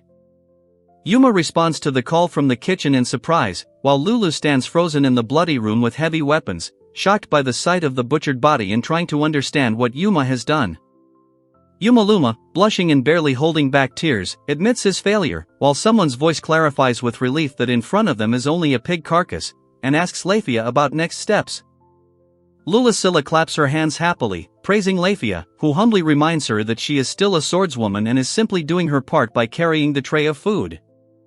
Lulu comments that the stew looks delicious, and Yumaluma happily thanks her for her help, after which Lulu sheepishly claims it's a small thing, and Yumaluma adds her special secret ingredient, finishing the dish. Yumaluma enthusiastically calls the secret ingredient love, but Lofia anxiously asks her not to ruin the food with such gestures and watches the process with concern. Lulasilla explains that the magical amulet makes food tastier, and the villain adds that Huey taught him this, since such techniques are very popular among succubi in love. Yumaluma beams, cupping her hands in a heart shape and winking, inviting the dish to be especially delicious, filling the atmosphere with a playful momokyan. Yumaluma wonders with curiosity how delicious the dish turned out, while flattering herself that it looks too cute, and then Lafia hesitantly agrees to try it first, since they cooked together. Meanwhile, Lulasilla repeats the delicious dish's spell with trembling hands, trying to form an awkward heart shape in front of Fidget, hoping to enhance the effect. The villain, feeling hungry, asks if there is any food left, but Yumaluma and Lolasilla shudder in horror when they see dismembered remains in the kitchen, which completely ruins their appetite. The villain retreats in shock and tries to justify something, but Garuga tells him not to interrupt what is happening, and the onlookers standing nearby react with a mixture of shock and excitement. Almeria, sitting on the bed and playing with a lock of hair, recalls the recent incident with slight mockery, while Lofia wearily inquires whether it was possible to dispel Garuga's misconception despite the difficulties that arose. Yumaluma happily asks what to do now, and then cheerfully answers herself, reminding her of that very sweet ritual that she calls her Momo-kyun. Almeria gently confirms that she was aware, and with warm determination declares that she will not yield to anyone in the strength of her feelings for Koro-san. The villain sneezes while lounging in hot water, and someone off-camera remarks that this applies to him too, after which he sheepishly reflects on what was said. Almeria sharply reprimands one of her companions for going into the abandoned forest without permission, reminding her that there are no witnesses nearby, and emphasizes that the only leader of the nightmare is Kuro, and that the corpse found will become food for the monsters. The villain confidently declares that for the rest, only death remains, while the man enthusiastically calls everyone to follow their leader, and the woman with a rose on her chest watches silently. The squad moves through the forest thicket, and one of the members sighs heavily, while in close-up we see a girl yearning for Kuro and sincerely wanting to hear his calm voice after a hard day. The knight, in a cheerful mood, asks why Lulu is so gloomy, assuming that she is upset about something, but she sharply pushes him away, telling him to stay away. Almeria is shocked when someone brazenly remarks that her facial expression resembles a bad mood, to which she reacts with immediate irritation. The villain confidently promises to complete the task as quickly as possible, and those around him laugh, not noticing that a dark figure is brewing in the shadows, silently begging Kuro to return, lest her heart be plunged into darkness. He warns everyone to be on guard as the giant golem begins to advance with a deafening roar, and he raises his sword, preparing to take the first blow. Shiha confidently takes charge, Kaito responds with firm determination, and Mel listens intently, preparing for a coordinated fight. The villain calmly watches as a huge energy charge forms in the golem's mechanical hand, which then explodes and unleashes a powerful wave of destruction. Almeria reassures them that the situation is under control, as there are only the two of them around now, while the others watch in amazement as the incredible beam pierces space. The villain orders them to spread out and attack simultaneously, assuring his allies that he will draw the enemy's attention to himself, and that they will be able to win if they believe in their own strength. Yumaluma loudly confirms his readiness, leaping forward and slamming into the stone giant, while Almeria and another ally prepare their moves in sync, but the golem counterattacks furiously, tearing apart the rock beneath its feet. The villain, holding the still smoking item in his hand, notes that the bag is securely fastened and suggests returning to the guild while remaining vigilant, then muses on joining Pantikuan's squad and possibly leading the great sword of 100 beasts. At that moment, his name is quietly called, while a man nearby recalls that he was worried about the squad, as it looked almost apocalyptic in many ways. Yumaluma praises Kuro enthusiastically, finding him amazing even as a temporary leader, while Almeria can hardly believe he actually holds such a status. Lulasilla admires the precision of the instructions and the competent distribution of duties, while the man in glasses notes that the monsters were suppressed almost instantly, and the masked companion admits that reliability may not match appearances. Alicia anxiously asks the masked hero what he is doing, while he calmly remarks that it is incredible how sincere and conscientious the members of this guild turned out to be. After this, the villain thanks Almeria for her escort, and the camera zooms out, revealing both of them and their three companions standing in the middle of a rocky plain. Ari, barely catching her breath, explains that her group was supposed to support the master, but something went wrong, and another member urges her to focus, mentioning the permission given to only one person to accompany Kuro. The villain explains that what is happening is a test of leadership suitability, and if Kuro-chan fails, he will lose his role as the head of Nightmare. Almeria confidently declares that he cannot be allowed to join another guild. Lulasilla laments the difficulty of the mission, and Yumaluma dreams of supporting Kuro if he gets upset after failure. The villain, breaking out in a cold sweat, admits that the task is too difficult, but calls for the need to find a delicate balance. The group then walks along a forest path, and one of the companions is amazed that the three of them were able to defeat the golem, while the other is still processing what happened. Yumaluma thanks Koro-san. Almeria irritably remarks that she would like to switch places with Brandy, and the villain suddenly notes their skill, involuntarily letting out a surprised ah. He confidently declares that managing a small or medium-sized guild is a piece of cake for him, and claims that he can bring more than enough benefit to the team, while the two girls behind him cuddle up to each other in excitement. The villain briefly reflects, while Shika praises Mel's agility and her own support skills, noting that both are fully in line with the party's requirements. The bespectacled man mentally compares Kaito's face to his own, finding the similarity amusing, while Kaito is surprised, and the masked hero is genuinely happy that Kaito is now with them and receives confirmation of his respect. Almeria expresses her gratitude to Shiha, and the villain chuckles quietly, while the other girl eagerly asks Koro-san what he thinks of her as the two walk off into the distance. The woman, standing aside, decides to maintain her dignity, even if the master stumbles one day, and watches the group, barely containing her impulses of jealousy and internal roar. Kaito, beaming widely and surrounded by two girls, asks Koro-san for a favor, admitting that he has thought a lot about it after watching him, while Koro involuntarily flinches. A man with short hair and glasses desperately begs for someone to stay and lead the guild even after the exchange period ends. The villain considers whether it would be better to develop in a place where his skills would be valued more than to languish as a burden to Nightmare, and then listens to the question of the interlocutor, who cautiously asks his opinion, addressing him as Koro-san. The bespectacled character explains that the trio of guild members have significant potential and cohesion, making them an attractive option for development, while another member is just beginning to formulate his opinion. The masked villain stares ahead intently, but the short-haired girl timidly grabs his arm, forcing him to turn around and acknowledge her presence. He politely declines the invitation, causing Yumaluma to burst into tears and bewildered hurt, while Lulasilla and Almeria watch silently, and he wonders in confusion if he expressed himself incorrectly. Arisha lies in bed, anxiously calling for her master in her sleep, and it is emphasized that the previous quest completely exhausted her strength. Almeria suggests letting Arisha rest, and the masked hero ponders the proper way to decline the invitation he accepted the day before, while Arisha quietly whispers in her sleep about her faith in him. A villain in a party hat and mask awkwardly declines a drink offered by Almeria, while Yumaluma cheerfully reminds them that today is a full day of service, as Kaito has gone to file a report. Lulasilla advises Kuro to not be shy and eat properly, and Yumaluma acknowledges his efforts with a warm smile. The villain silently eats a donut, contemplating the need to politely decline such offers, while in Nightmare, Almeria explains the day's task to two attentive companions, clearing out monsters and gathering materials in an abandoned swamp labyrinth. Almeria enters the room, announcing the group's composition, startling a man who complains about the hard guest bed, while a woman nearby yawns and notes that the leader is already half an hour late.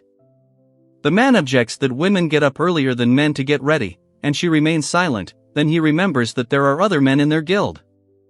The muscular participant loudly declares his leadership and warns not to contradict him.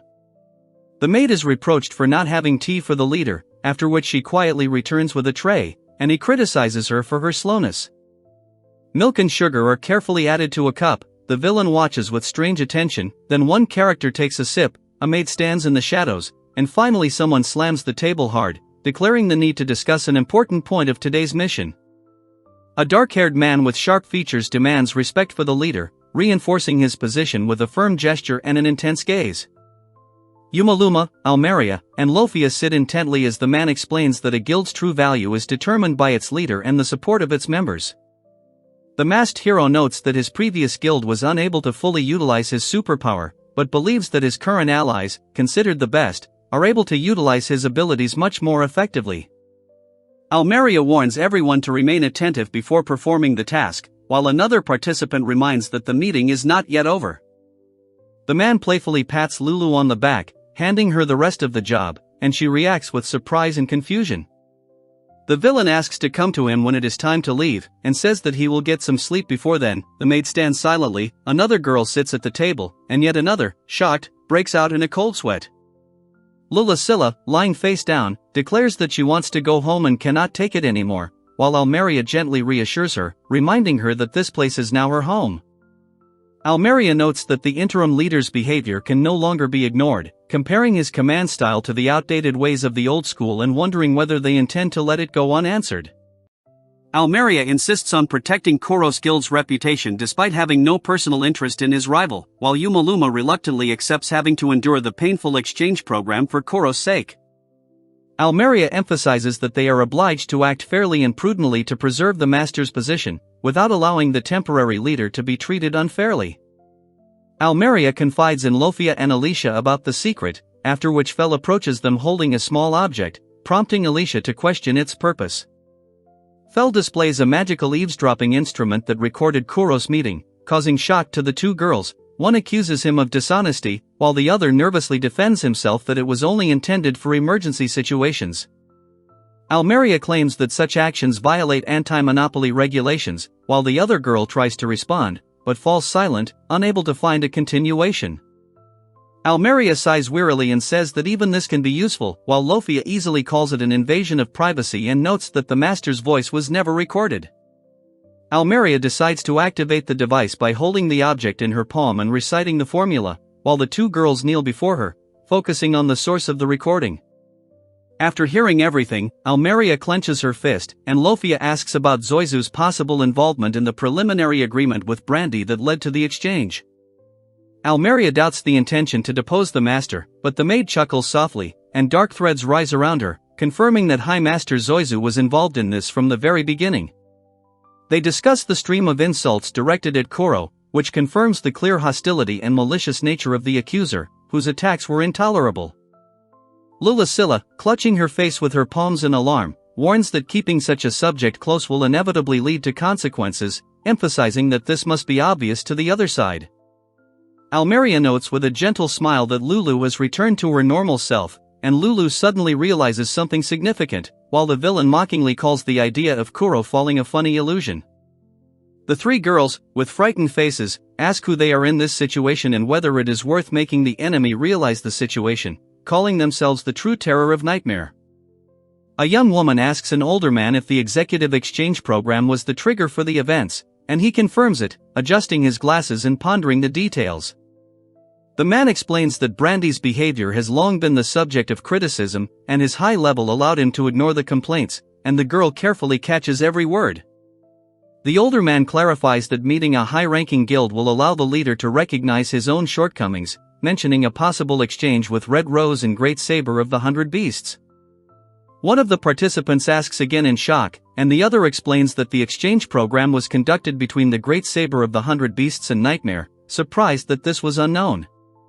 Almeria explains that the mission schedule was changed because Red Rose was already booked, leaving Nightmare as the only available S-rank guild. At that moment, a sweaty man nervously calls out to Celis.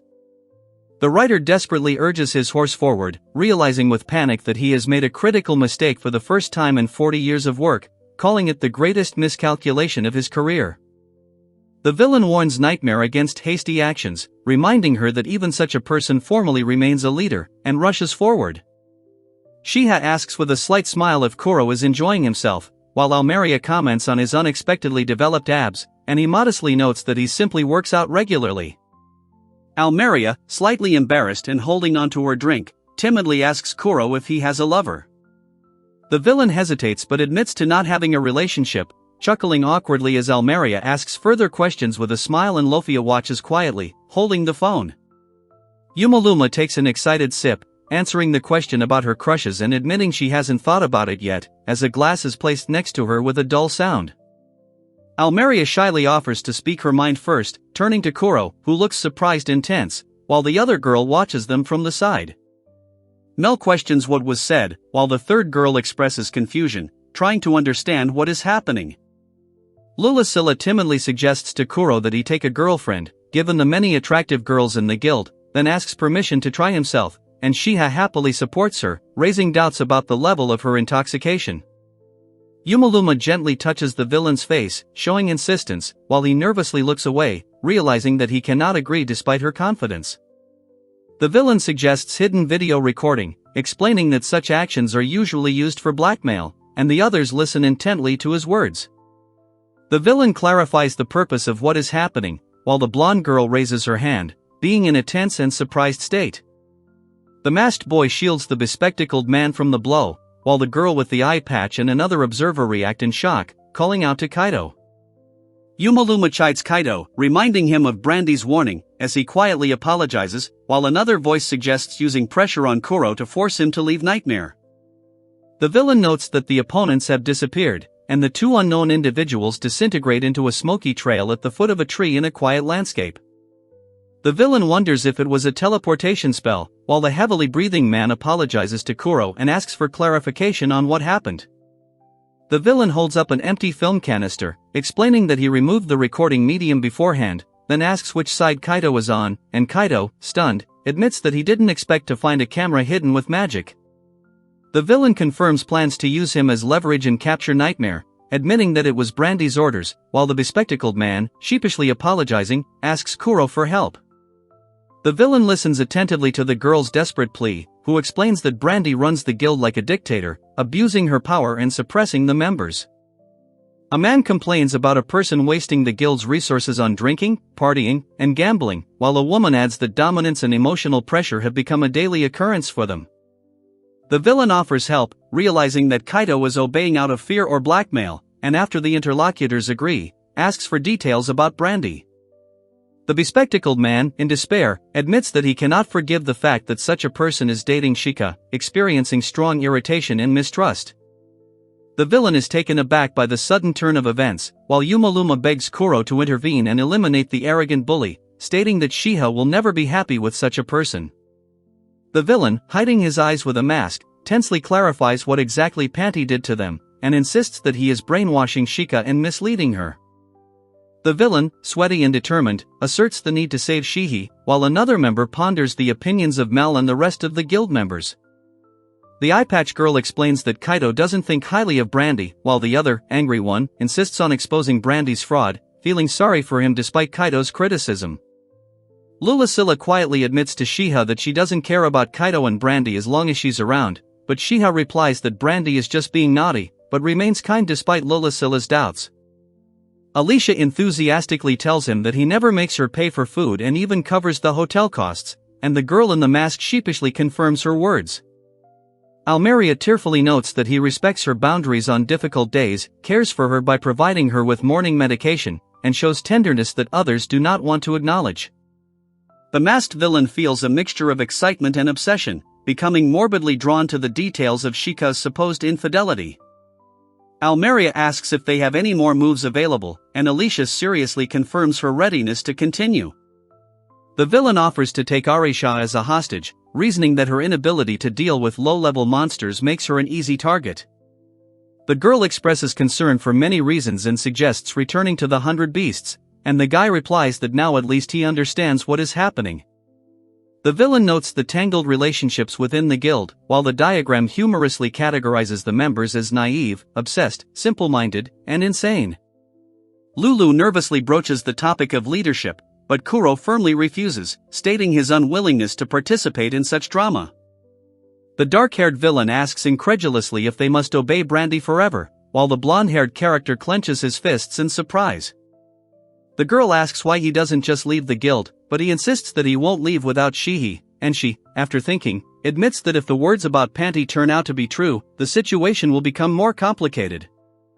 Against the backdrop of a mountainous landscape, an inner voice is heard suggesting that the presence of a certain person in the guild will bring disaster. Then an exhausted man angrily curses fate, and another, breathing heavily, asks why everything happened this way. The man finds himself grabbed by a huge crab and screams desperately, begging for it to stop the attack. The man panics and calls for reinforcements, admitting that he is unable to deal with the Carquino's creature alone. The man desperately calls out to Lulu, Fel, and Almeria, asking where they have disappeared to and begging them to hurry and save their leader while he tries to hold off the onslaught of the large monster. A terrified character, trapped in the crab's claw, desperately calls for help as three dark figures, including one on a tree branch, chuckle ominously in response to his cries. The armored man desperately fights back against the monstrous foe, shocked by his first defeat despite his superior strength and skill, and bewildered by the nature of the monster he is facing. Almeria smiles warmly as she looks back, knowing she didn't lose thanks to their support, while the two companions stand by with their weapons, ready to fight. The wide-eyed villain is convinced that they will never leave him, but suddenly notices a figure plummeting towards the group below, which leaves him surprised. The monster screams in pain as the silhouette of Brandy the Great proclaims his destiny to become a legendary hero of times to come. Almeria opens fire on the massive creature, Lofia and Lulu strike with their chains, and Yumaluma watches closely as the coordinated attack takes down the monster.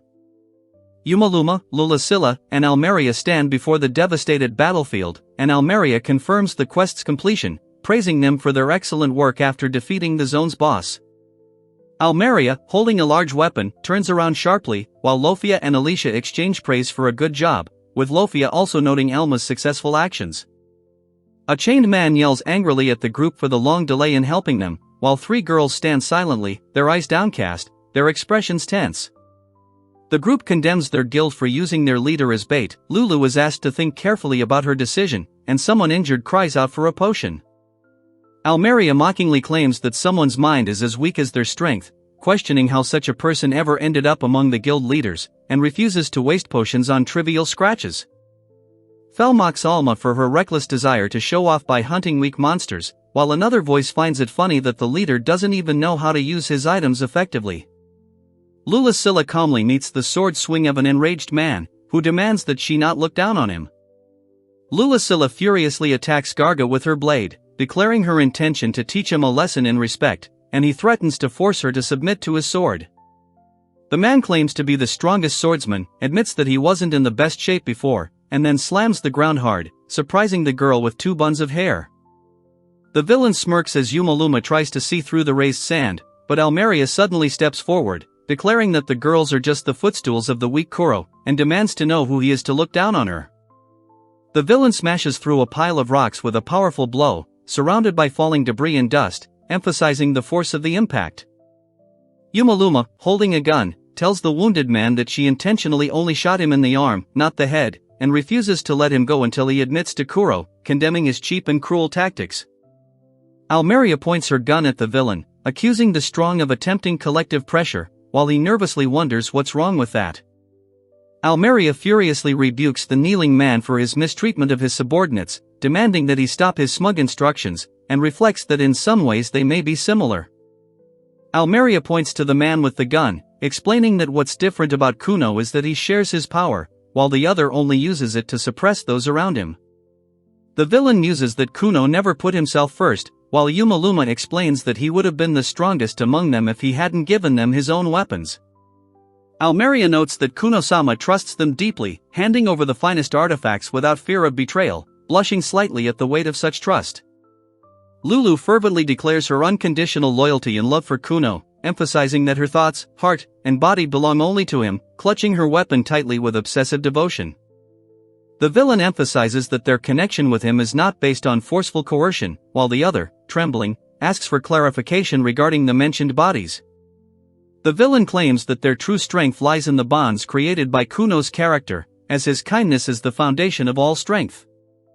The villain admits that Kuno is usually unsure and indecisive, but in moments when he makes a firm decision, he becomes incredibly impressive, mentally adding that the girls are completely crazy and almost killed him. The villain threatens to destroy anyone who insults Kuno after his defeat, while the girl with the gun maintains that such people have no place in this world or the next, and the two prepare for the final clash. The frightened man in chains begs not to kill him, acknowledging Kuno's greatness and expressing genuine fear of him. Almeria holds up her weapon, accusing the trembling man of plotting against Kuno and warning him that he will pay, while he desperately begs for mercy and vows to never insult Kuno again. Lulasilla watches in shock as the desperate man in chains screams, begging Kuno to save him. Almeria sternly demands that they stay away from Kuno and them, threatening to pursue them at the slightest crossroads, while Lofia, in surprise, orders them to get lost and never show their faces again. Lulasilla furiously demands that he move before she changes her mind and fires, causing the terrified man to break out in a sweat as a woman nearby calls out for Lulu and the forest echoes with screams. Lulasilla, with tears in her eyes and a rose clutched in her hand, admits that she herself does not understand her actions, answering the question about the reason for such behavior. She remembers her desperate plea to save her from that pig, and the words play painfully in her mind as she quietly repeats Kuno's name. Lulasilla comes to the conclusion that it would be better to reduce the number of victims, even to just one, while the villain regretfully notes that the members of the Commerce Guild were already dead before their arrival. The villain recalls Kuno's sad expression in the past and addresses Lucilla as Milady Lucilla. The villain sharply asks Almeria if she has gone mad for letting the pig get away, leaving Almeria shocked and speechless. Yumaluma looks forward in surprise, and Garga mockingly asks if she has let go of that very boar. The wounded man, trembling and sweating, reflects on the monstrous behavior of the S-rank guild, calling the girls demons and bitterly regretting ever getting involved with them. The injured man reflects on how lucky he is to have his guild members, while the masked character makes a peace sign and praises Kuno for keeping the girls under control. She happily declares that Shiha, Mel, and Kaido are the only ones who will always be by her side, while Mel crosses her arms and the villain stands confidently between them. The villain, drenched in sweat and tears, admits his helplessness and loneliness and understands that others were always ready to support someone like him, no matter what. The villain apologizes to Kaido, promising to no longer throw him over the table, to stop forcing Mel and Shiha to entertain guests at drinking parties, and to finally pay real money instead of betting. Two men express their determination to live modestly and contribute to society, while a third man energetically wields a pickaxe in the background. The man tearfully declares that he is returning home to his guild, the place where he truly belongs. The man screams in panic and clutches his head, covered in sweat and despair, while the other looks at him with wide, worried eyes. The guild building is engulfed in flames, and several figures watch helplessly as one of them cries out in despair about their guild's destruction. The man, distraught with anxiety, thoughtfully asks whether the guild's repentance will be enough for forgiveness and whether demons are the culprits of the current chaos. Yumaluma apologizes to Bandy through tears, admitting that she failed the plan and couldn't follow instructions, while one figure watches silently and a third consoles her. A muscular man suddenly hugs three girls, causing their surprise, and one promises to fix everything, another admits her mistakes, and the third is happy that everyone is alive. The villain watches from afar as the group embraces, while one of the girls vows to never leave her soulmates again and happily notes that being with them is enough for her. The villain confirms the success of the task with a slight nod, while the masked man doubts it and asks why the fire mages are so hesitant, looking at the crowd. The villain explains that Ari only set the enemy on fire a little, but another character counters, claiming that it wasn't a little but actual inferno. The villain tries to remember something important the master said before collapsing, while another character remarks that if he forgot, it wasn't that important. Yumaluma considers that for a moment it seemed as if the master wanted to transfer to another guild, but immediately dismisses the thought as impossible. The second character nervously agrees, and then the two figures watch the burning building, pledging their undying loyalty to their beloved leader. The villain, holding someone's hand tightly, recalls a nightmare about Ari being abandoned by the master, while another character happily agrees to join in, and the observer wonders if Pantikuan has fire insurance. Almeria anxiously reflects that what Ari's trash guild became in the past must never happen again. An elderly man wearing medals clenches his fist as a horse rider praises the guildmaster for a job well done amid smoke and chaos. Almeria confirms that every member of the Great Sword of the 100 Beasts is safe, answering Sarah's call. The guild leader expresses concern over the threat from Kuno, while another man remarks that Kuno's guild has become a real nightmare for him, breaking out in cold sweat and fear. The writer warns that without Kuno, the guild will fall into chaos, while a woman nearby quietly muses that Kuno is her favorite student, causing Saris to ask how she knows that.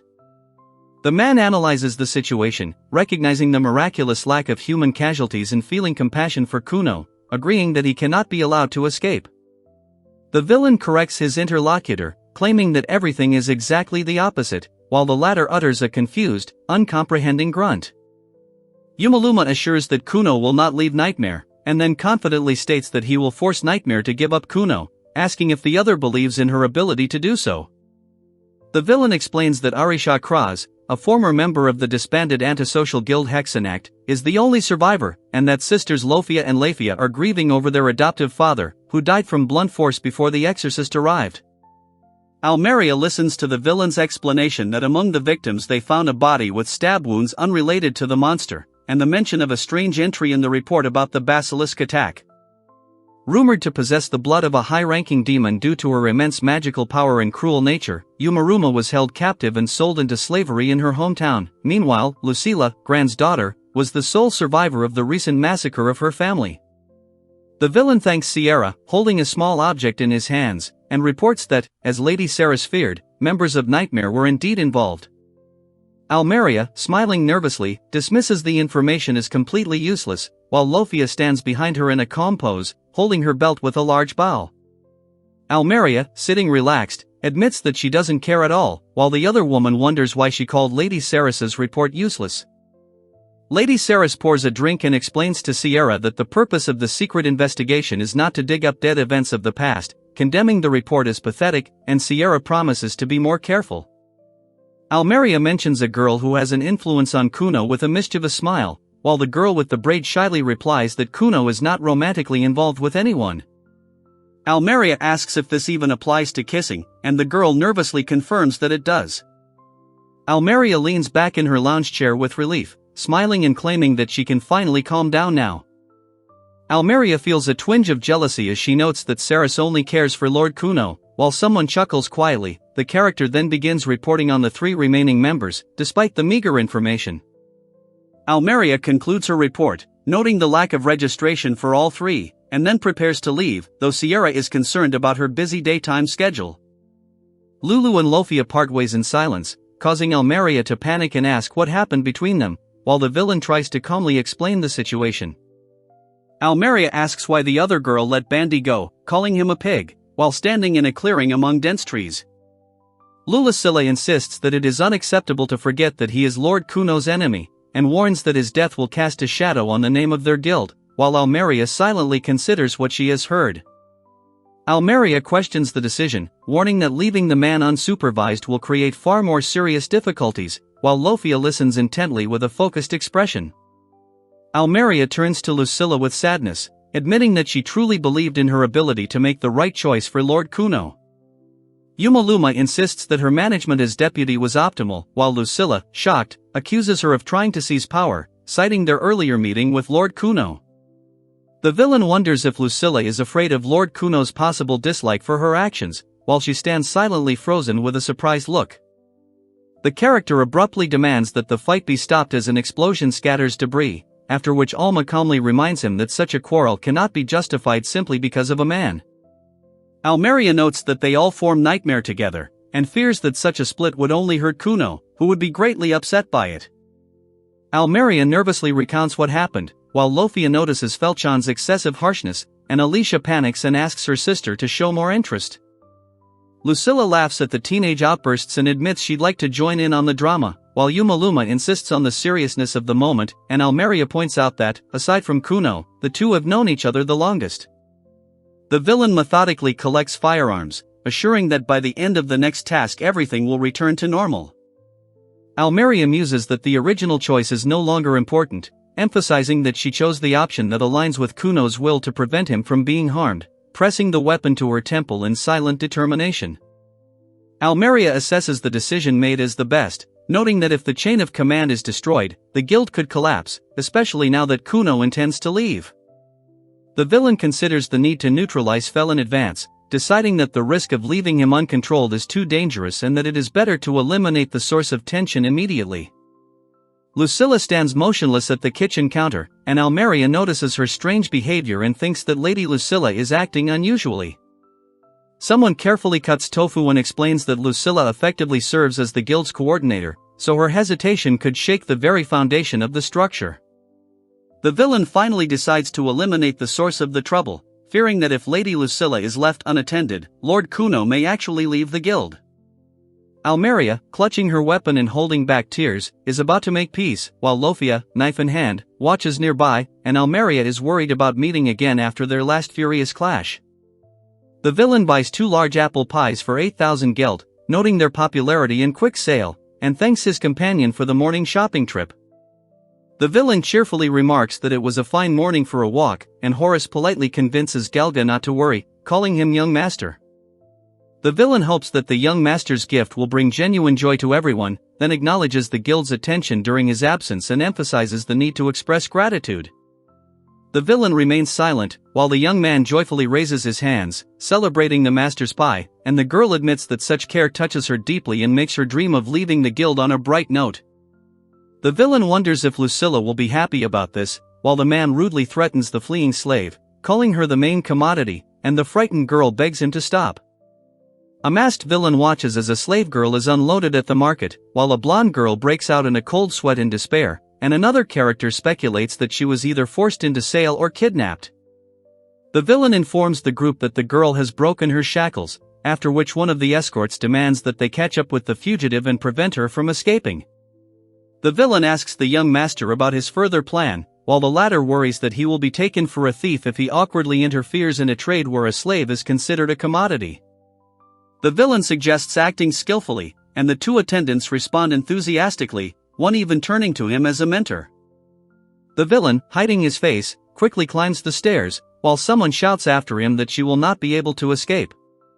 The villain and his comrades pursue the fleeing figure, noting its speed but realizing that it will not be able to escape completely, while one of them reminds her of the high value of her kind slaves and demands that she be captured. Almeria calmly stops the running man, asking him to stop running, and then politely moves away, allowing him to rush past. The villain watches silently as the enraged man scolds the other for his clumsiness and claims he will catch the girl himself, while the woman lies wounded on the ground. A man accidentally collides with a passerby who abruptly tells him to watch his step, and the victim reacts with pain and shock. The villain furiously demands an explanation from the man crumpling the bag, accusing him of ruining the apple pie he bought with the master, and insisting that he compensate for the damage. The villain angrily accuses another of stealing the rare, crispy fluffy pies, of which only 10 are baked a day, causing the interlocutor to cry out in fear. The villain loudly apologizes to the master and those around him, while one of the companions assures that the situation is settled, offering to entrust the rest of the matter to the other two and quietly leaving the scene. The beast girl sits hesitantly in the basket as she is addressed as the young lady of her kind, and then admits her hunger, agreeing to eat. Almeria happily explains that since Kuno-chan said he found a kitten, the older sister was very surprised, and the others are wondering how else they could describe the find. Yanya coughs, trying to pronounce her name, while someone addresses her as Miss Kitty, and another character softly repeats, Yuyu-chan. Lucilla leads Yuya to the bathroom, and Yuma eagerly joins in, while the man, the boy, and the maid stand motionless by the closed doors, and the girl sitting next to them lowers her gaze. Lofia addresses the young gentleman, mentioning that she wants to tell him important information regarding a certain girl, while the scene smoothly changes to water pouring from the shower. Yuyu first expresses gratitude, then apologizes for the trouble caused, adding a respectful nyan at the end of the phrase. The girl declares herself the third imperial princess of the Beastmen Kingdom, Yuyu Scottish Fold, and thanks the interlocutor for saving her from a dangerous situation. Yumaluma thanks her for the cute outfits she borrowed, and her interlocutor happily notes that they fit her perfectly. Yuma excitedly realizes that this is the first time he's seen something like this, while the cat-eared girl shyly confirms her princess origins, and their hands intertwine in surprise and delight. Yumaluma wonders if the girl is being too open in declaring herself a princess, then admits that there is no point in hiding it anymore. The group sits around a table, and one of the participants tells how she left her country specifically for a visit to Nightmare, admitting that she did not expect such a strange acquaintance. The masked villain clarifies the meaning of what was said and confirms with a question whether she wants to submit the quest, receiving a confident confirmation. The blonde girl quietly inhales and answers affirmatively, while the dark-haired character politely calls it an honor to accept the princess's assignment and asks for details. Yumaluma awkwardly asks Yashinai Koro to kidnap her, causing a stunned reaction from the masked hero and those around him. The dark-haired man desperately begs Galga and Horus to take him away before the war for the Beast King's throne begins, citing their family connection. The maid asks if she was invited, and the elderly man greets the master and announces that he has gathered his best clients for today's private party. Almeria asks Felicia if she understands what is happening and demands her participation. Lucilla listens silently as someone mentions the arrival of a new maid and another asks Marquis Hagen a question about her.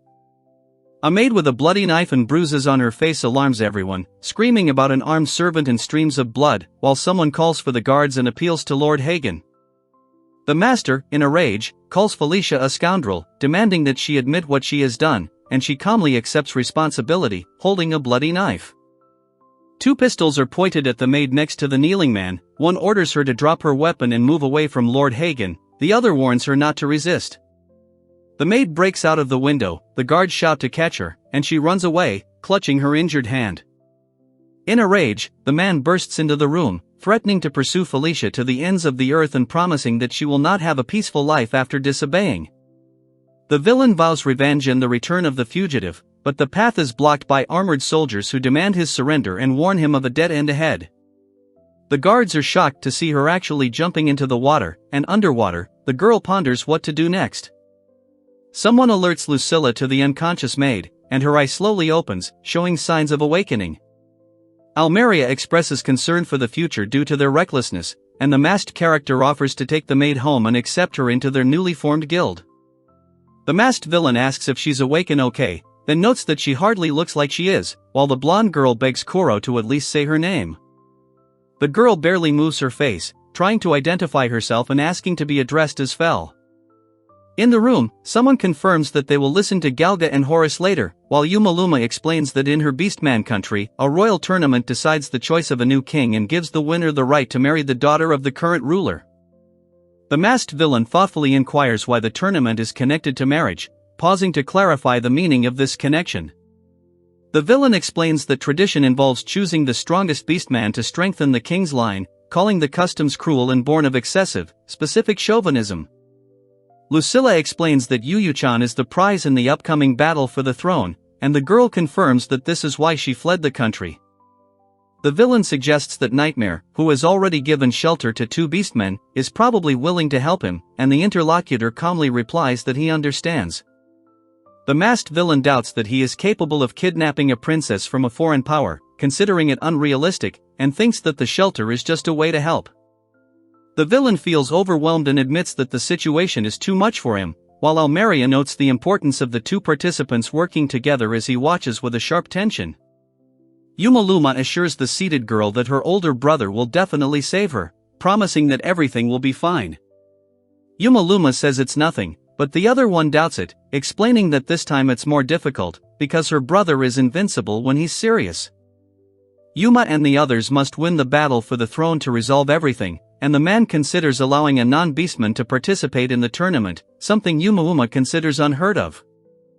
Almeria Royce offers to show that Nightmare isn't just about women, and Garga agrees, saying the last few missions were boring, so he'll join if the master doesn't mind. The villain asks if this situation would suit them, mentioning that they themselves left their country for special reasons. Galga calls this a trifle, and Horus confirms. The villain enthusiastically declares that they can present the country to the young master, and the dark-haired man next to him echoes with a wide smile. The villain joyfully says that the young master will become a great king, and their loyalty will be remembered forever, while the boy enthusiastically dreams of endless delicious dishes on the royal table. Yumaluma laughs, assuring that Koro-chan would never abandon the cute kitten, while Almeria and the villain discuss Koro-san becoming king and going to the Beastman kingdom. Almeria rejoices, declaring that the conversation about Koro-san's marriage with her is now closed. Yumaluma explains that they will escort Yuya back to her country and arrange the annulment of her engagement, and Lucilla asks for everyone's consent, receiving a resounding affirmation. The masked villain, smiling beneath his mask, adds another point, while Almeria looks down thoughtfully. Karga confidently clenches his fist, and Lofia listens calmly. Lucilla asks if Fel could accompany the princess as an assistant, and after a short pause, Almeria agrees, expressing her gratitude. Almeria tells Lofia not to worry and go, assuring her that her older sister will stay behind to handle things, and he replies that he is counting on her. Lucilla sternly warns that any partner must have the approval of the elder sister and that she will not tolerate a secret union, and the interlocutor tensely confirms. Almeria calmly notes that everyone has left and confidently adds that everything is fine now as the door slams shut behind her. Lucilla peeks out from behind the door cautiously as Yumaluma calls her, reminding her that she has been out for too long and is probably worried about the situation with Felchan. The girl tries to calm her down, saying that it's a trivial argument and that it's enough to talk and apologize, although she admits that she herself understands that the matter is not really that serious. Almeria wonders uncertainly what will happen if Fel doesn't forgive her. Yumaluma anxiously admits that she had a fight with her friend for the first time and is afraid because of the feeling of anger, covering her face and remembering her lonely princess childhood, when she did not know how to behave. The villain pours tea, advising Almeria to find a way to make peace before Fel returns, and she quietly accepts his words. Lucilla hears a knock and, holding her cup, wonders who the guest could be. The villain warns that Yu Yu's transformation into a prisoner must remain a secret, otherwise a diplomatic crisis or war is possible while the carriage is rolling smoothly along the road. The villain argues that they should install a puppet king and hold the real power themselves, denying any desire for the throne, while Yumaluma offers Yuyachan a treat, who excitedly exclaims about cows.